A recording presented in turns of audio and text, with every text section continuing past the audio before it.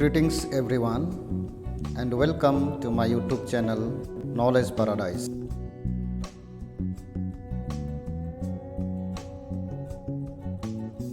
Dear students and dear friends, today we are going to learn a poem written by John Keats, that is La Belle Dame sans Merci. Dear students and दोस्तों, आज हम लोग John Keats के द्वारा लिखी गई एक कविता जिसका नाम है ला बेले डामे सैंस मर्सी को हिंदी में अनुवाद यानी हिंदी में सीखने जा रहे हैं। तो कविता को शुरुआत करने से पहले हम लोग थोड़ा कवि और कविता के विषय में जान लेंगे, उसके बाद में कविता को समझेंगे। तो ये रहा कवि जॉन कीट्स का पोर्ट्रेट जो विलियम हिल्टन के द्वारा बनाया गया है और लंदन का नेशनल पोर्ट्रेट गैलरी में रखा गया है।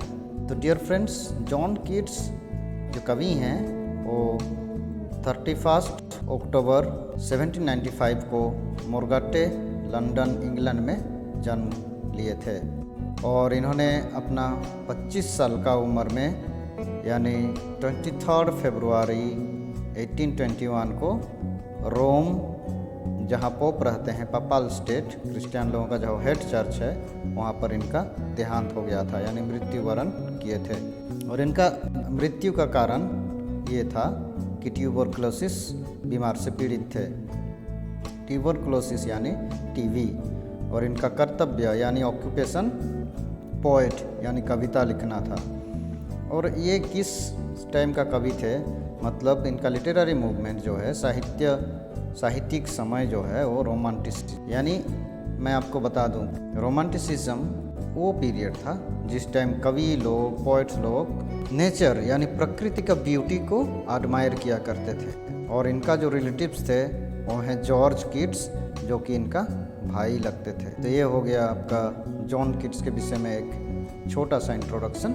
अब हम लोग आगे देखते हैं ला बेले डामे सैंस मर्सी कविता के बारे में, कविता समझने से पहले। तो यहाँ पर आपको छोटा छोटा शब्द में दिख रहा होगा, आप पढ़ भी सकते हैं, मैं पढ़ के भी सुना दूंगा। The poem la belle dame sans merci is a ballad. ये जो कविता है ला बेले डामे सैंस मर्सी, ये एक बालाड है जिसको हम लोग हिंदी में लोकगीत या कथा गीत बोलते हैं। जो बातें होता है, जो कुछ कहानियाँ होते हैं या जो कथा होता है, उसको गीत के रूप देना, उसी को बालाड बोला जाता है। It is divided into 2 parts. और यह कविता जो है ला बेले डामे सैंस मर्सी वो 2 भाग में डिवाइड किया गया है, यानी भाग किया गया है। The questions in the first 3 stanzas and the answers in the following lines.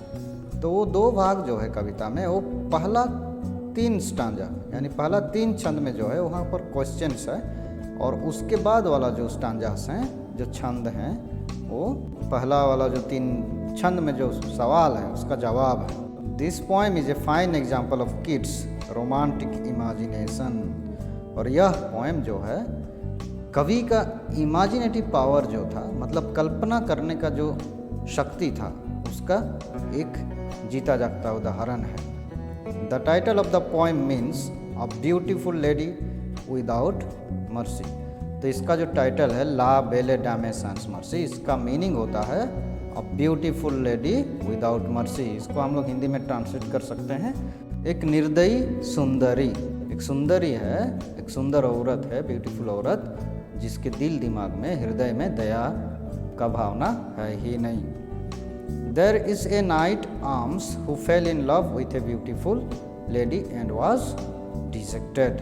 यानी एक सैनिक हैं जो प्यार में पड़ जाते हैं एक ब्यूटीफुल लड़की से, ब्यूटीफुल लेडी से, और रिजेक्टेड हो जाते हैं, यानी उनको एक्सेप्ट, उनका प्यार को एक्सेप्ट नहीं किया जाता है, धोखा मिलता है। The knight is Keats himself and the beautiful lady is Fanny Brawne. तो यहाँ जो इस पोएम में जिस नाइट के बारे में बात करेंगे, यानी जिस सोल्जर के बारे में बात करेंगे, जिस सैनिक के बारे में बात करेंगे, यानी जिस सैनिक के बारे में पोएम लिखा गया है, वो सैनिक खुद जॉन कीट्स हैं। और वो जो ब्यूटीफुल लेडी है जिसको सैंस मर्सी मतलब बिना दया का बता रहे हैं, वो ब्यूटीफुल लेडी हैं फैनी ब्राउने। तो चलिए हम लोग सीधे सीधे जाके पोएम में देखते हैं कि ये जो नाइट हैं वो किस तरह से ब्यूटीफुल लेडी से प्यार कर बैठते हैं यानी उनका प्रेम में पड़ जाते हैं, और किस तरह से इनको धोखा मिलता है। यानी जॉन कीट्स किस तरह से प्यार में पड़ते हैं और फैनी ब्राउनी किस तरह इनको रिजेक्ट करते हैं, किस तरह इनको धोखा दे देते हैं। तो पहला स्टांजा से हम लोग शुरुआत करेंगे और अंत तक देखेंगे। पहला स्टांजा है, oh what can ail thee knight at arms alone and palely loitering, the सेज has withered from the lake and no birds sing. यहाँ पर what can ail thee, ail का मीनिंग होता है दुख, दर्द या कष्ट। एल दी मतलब यहाँ पर बोल रहे हैं नाइट एट आर्म्स, यानी आप एक सैनिक हो, आपके पास हथियार है, आप हथियारमंद हो, फिर भी आप दुख में हो। क्या आपको, क्या चीज़ है जो आपको तकलीफ़ पहुंचा रहा है, क्या चीज़ है जो आपको पीड़ा पहुंचा रहा है, तकलीफ़ पहुंचा रहा है। Alone and palely loitering, loitering का मीनिंग है आवारागर्दी करना, यानी बिना मकसद का घूमना फिरना। और पेलली का मीनिंग है अकेला या फिर सूखा हुआ, मुरझाया हुआ, उदास।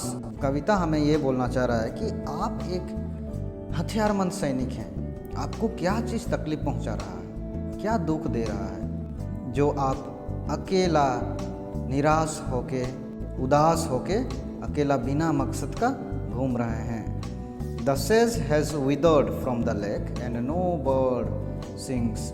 सेज का मीनिंग एक प्रकार का पौधा होता है जो जल के किनारे, नदी, समंदर या फिर तालाब के किनारे एक प्रकार का पौधा जो होता है जो कभी मुरझाता नहीं है। पर यहाँ पर कभी बोल रहे हैं द सेज हैज़ विदर्ड, मतलब विदर का मीनिंग होता है मुरझा जाना, सूख जाना। तो ये जो सेज है, जो पौधा है, पानी के किनारे रहता है, वो पौधा मुरझा गया है।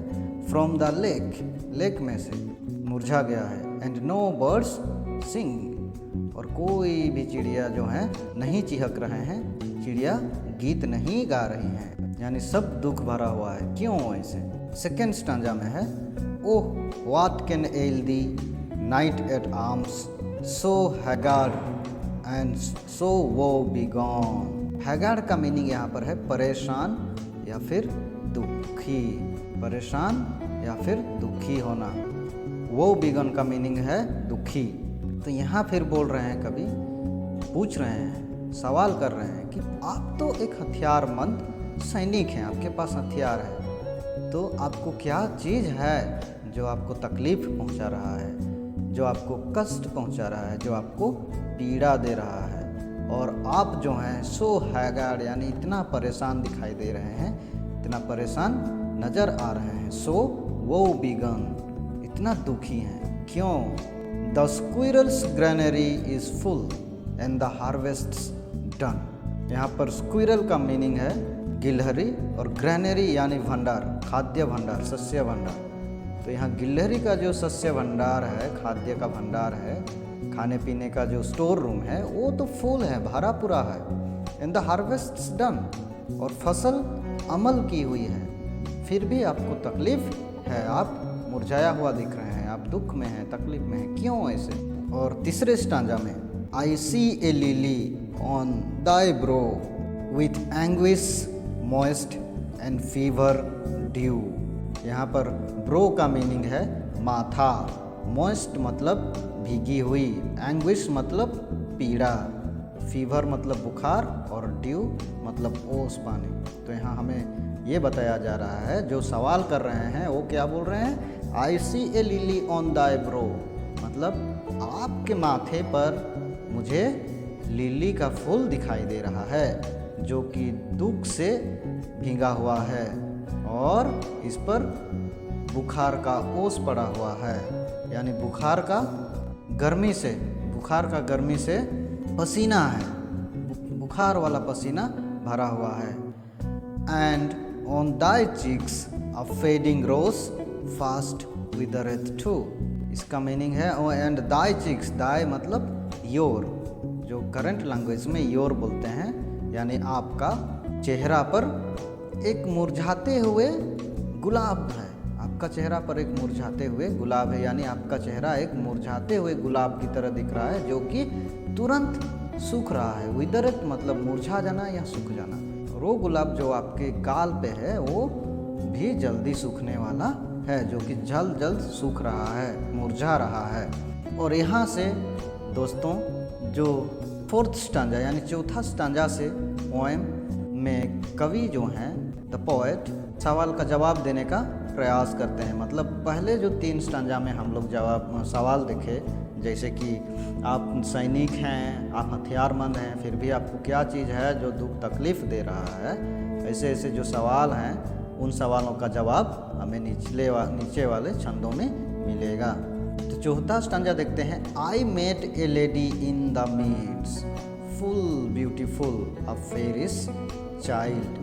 तो यहाँ कवि बोल रहे हैं मैं एक लेडी से मिला। कहाँ पर मिला? मीड्स मतलब घास के मैदान में। घास के मैदान में मैंने एक लेडी यानी एक औरत, एक लड़की से मिला जो कि एकदम बहुत ही बेहद ही खूबसूरत थी। फुल ब्यूटीफुल यानी बेहद ही खूबसूरत थी। अ फेरिस चाइल्ड, और ऐसे लगता था कि वो इस धरती का तो है नहीं बल्कि परियों का दुनिया से है, यानी परियों का बच्ची है। Her hair was long, her foot was light and her eyes were wild. Her hair was long यानी उसकी जो बाल थी वो बहुत ही लंबी थी, यानी कमर हम लोग बोलते हैं कि लंबी बाल वाली, काले काले गाल वाले, वैसे वैसे हम लोग शब्द का यूज़ किया करते हैं।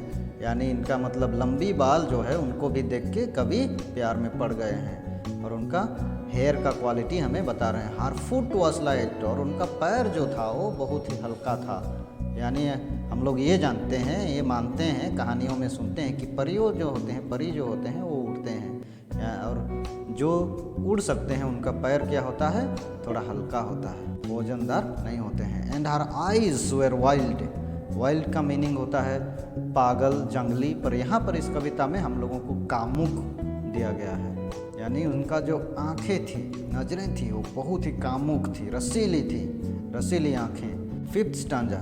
आई made a garland for her head and bracelets too and fragrant zone. तो यहाँ हमें कभी बोल रहे हैं कि I made a garland for her head, यानी उनका सर के लिए, उनका हेड के लिए, वो लड़की जो मिली थी घास के मैदान में, उस लड़की के लिए, लड़की के सर के लिए हमने क्या बनाया? एक माला बनाया। यूजुअली हम लोग, आप लोग देखे भी होंगे कहीं विदेश में शादी उदी होता है तो उनका सर में, उनका हेड में एक छोटा सा राउंड मुकुट की तरह एक माला रखा जाता है। तो कभी बोल रहे हैं कि वही वाला माला मैंने उस सुंदर युवती के लिए बनाया। एंड ब्रेसलेट्स टू, और ब्रेसलेट भी बनाया जो कि हाथ में पहनते हैं, यानी हम लोग हिंदी में उसको कंगन बोल सकते हैं। And fragrant zone. Fragrant zone, zone का मीनिंग यहाँ कमरबंद, यानी कमर में पहनने के लिए सुगंधित फूलों से भरा हुआ कमर पटा यानी बेल्ट भी बना है। She looked at me as she did love and made sweet moan. और कभी बोल रहे हैं कि she looked at me as she did love, ये बोल रहे हैं कि वो इस तरह से मुझे देखी जैसे कि वो मुझसे प्यार करती है।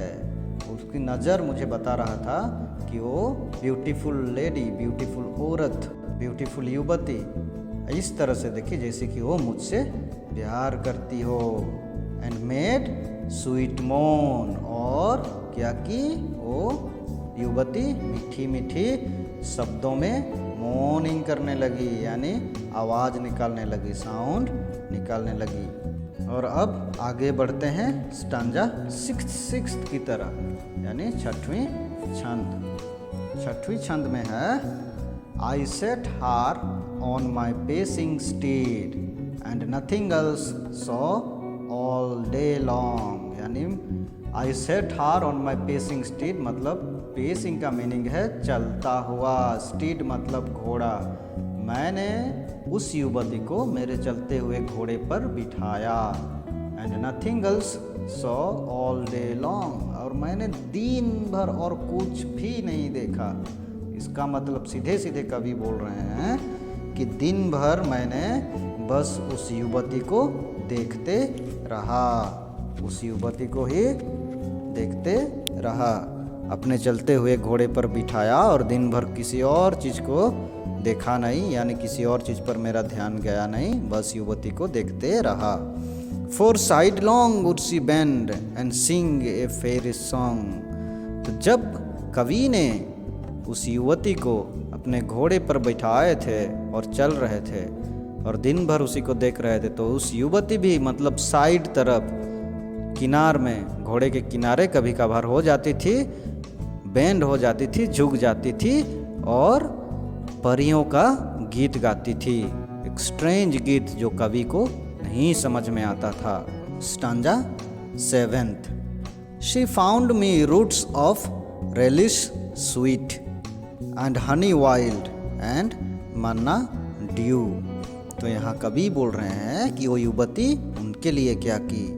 तो जो युवती थी, सुंदर ब्यूटीफुल लेडी थी, वो क्या किए, कंदमूल, ये मतलब घास का मैदान में है, यानी आसपास जंगल इलाका हो सकता है, इसीलिए बोल रहे हैं कि कंदमूल, यानी रेलिश मतलब स्वाद होता है, स्वीट मीठी स्वाद वाले रूट्स यानी कंदमूल मेरे लिए ढूंढ के लाई। एंड हनी वाइल्ड, और जंगली शहद जो कि बेहद ही मीठी होती है।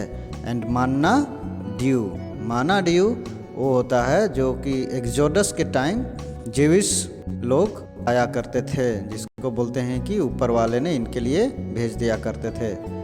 तो ये सब वो सुंदर युवती ने कवि के लिए ला दी ढूंढ के।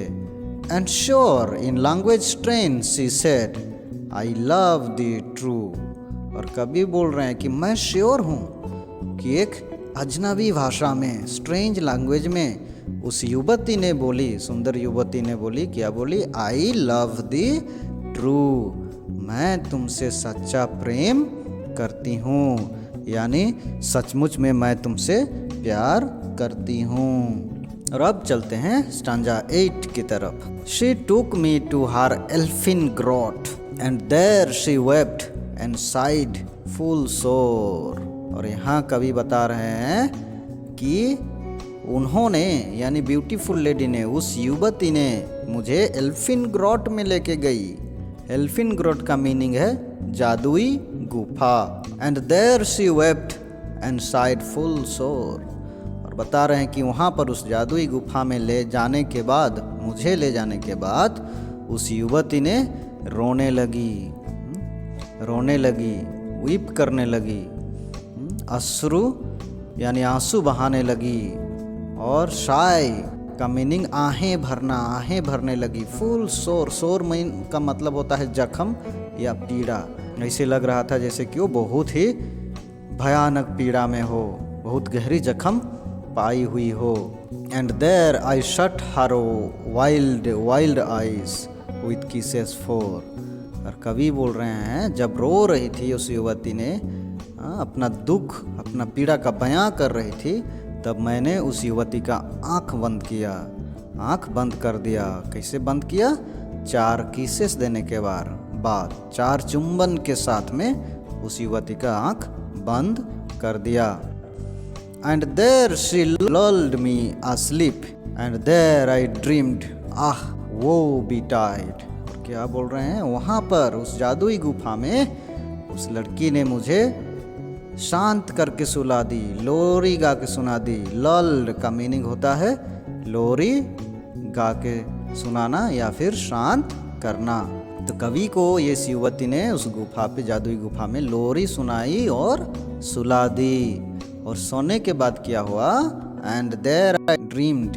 कवि क्या बोल रहे हैं? वहाँ पर मैंने सपना देखा, ड्रीम्ड, सपना देखा। आह वो बीटाइड, और वो सपना एक दुखदायक घटना था। वो मतलब दुखदायक, बिटाइट का मतलब होता है घटना। तो वो जो मैंने सपना देखा वो एक बहुत ही बेहद दुखदायक घटना था। The latest dream I ever dreamed on the cold hill side. और क्या बोल रहे हैं? वही वो लेटेस्ट सपना था जो मैंने देखा। कहाँ पर देखा? On the cold hill side, मतलब उस पहाड़ में जहाँ पर जादुई गुफा था, उस पहाड़ का ठंडे हिस्से साइड, पहाड़ का एक हिस्सा हुआ करता था जिधर थोड़ा मौसम ठंड होता था, वहाँ पर देखा ये सपना। I saw pale kings and princes too. क्या बोल रहे हैं? सपना में क्या देखा? I saw pale kings and princes too, यानी दुर्बल शक्तिहीन राजाओं को मैंने देखा और राजकुमारों को भी। पेल का मीनिंग चिंतित, कमजोर, शक्तिहीन या मुरझाया हुआ। तो ऐसे मुरझाया हुआ, शक्तिहीन, चिंतित राजाओं और राजकुमारों को मैंने वहाँ पर देखा सपना में। पेल वॉरियर्स और शक्तिहीन योद्धाओं, चिंतित योद्धाओं को भी देखा। Death pale were they all, क्या बोल रहे हैं? मुझे ऐसे लग रहा था जैसे कि वे सब मर चुके हैं। ओके, मर चुके हैं, उनके पास कोई चीज़ मतलब जान नहीं है उनका शरीर में। ऐसे मत प्रतीत हो रहे हैं जैसे कि वो निर्जीव हो। दे क्राइड ला बेले डैमेस एंड मर्सी हैथ दी इंथ्राल। तो यहाँ कवि बोल रहे हैं कि उन राजाओं ने, उन राजकुमारों ने और उन योद्धाओं ने चिल्ला उठे। क्या चिल्लाए? ला बेले डैमेस एंड मर्सी, यानी लेडी विदाउट मर्सी, यानी युवती जिसके मन में, जिसके दिल में दया है ही नहीं। यानी हम लोग सीधे सीधे बोल सकते हैं निर्दयी युवती हैथ दी इन थ्राल। थ्राल का मीनिंग होता है बंधक बनाना या फिर जाल में फंसाना। एक निर्दयी युवती ने आपको जाल में फंसा ली है, आपको बंधक बना ली है। ये इस सैनिक को बोल रहे हैं। वो राजा जो हैं, राजकुमार जो हैं और वो जो चिंतित योद्धा जो हैं, वही सब सपना में ये सैनिक यानी ये नाइट को बोल रहे हैं, यानी कवि को बोल रहे हैं सपना में। 11वां stanza, I saw their starved lips in the gloam. Gloam का मीनिंग होता है अंधेरा। जब अंधेरा यानी बत्ती बुझ रही थी, जब अंधेरा हो रही थी, तब मैंने देखा उनका स्टार्ड लिप्स, यानी भूखा होंठ, यानी उस होंठ को देखा जो कि कुछ पाना चाहते थे, कुछ बोलना चाहते थे। With horrid warning gaped wide. Horrid का मीनिंग होता है डरावना, वार्निंग का मीनिंग होता है चेतावनी देना। और बोल रहे हैं कि मैंने उनका भूखा लिप्स देखा, होंठ देखा जो कि कुछ बोलना चाहते थे। विथ हॉरिड वार्निंग मतलब डरावने चेतावनी के साथ उनका होंठ खुला हुआ था। गेप्ड वाइड, गेप्ड वाइड मतलब बहुत ही बड़ा खुल जाना, दरवाज़ा खुल जाना, यानी उनका मुंह खुला हुआ था, माने कि जो कुछ मतलब बहुत कुछ बोलना चाह रहे हो। And I awoke and found me there, और मैंने नींद से उठ गया और मैंने अपने आप को वहाँ पर पाया। On the cold hills side, और वो जो पहाड़ के ठंडले वाले हिस्सा थे, ठंड जिधर था उसी तरफ का पहाड़ का हिस्सा में मैंने अपने आप को पाया। And this is why I sojourn here. Sojourn का मीनिंग होता है डेरा डालना या फिर ठहरना। और कभी यहाँ पर क्या बोल रहे हैं? और यही सब कारण है कि मैं यहाँ पर रहता हूँ, यहाँ पर ठहरा हुआ हूँ, या यहाँ मैंने डेरा डाला हुआ है। अलोन एंड पेली लॉइटरिंग, अकेला और मुरझाया हुआ, चिंतित, चिंता करते हुए यहाँ बिना मकसद का मैं घूम रहा हूँ, आवारागर्दी कर रहा हूँ। Though the says has withered from the lake and no birds sing. यदि भी वो जो सेज है, जो पौधा है, वो सूख गई है लेक में से और कोई भी चिड़िया अपना गीत नहीं गा रही है, नहीं चिहक रही है, फिर भी मैंने यहाँ डेरा डाला हुआ है। ओके दोस्तों, तो ये था पोएम का हिंदी एक्सप्लेनेशन।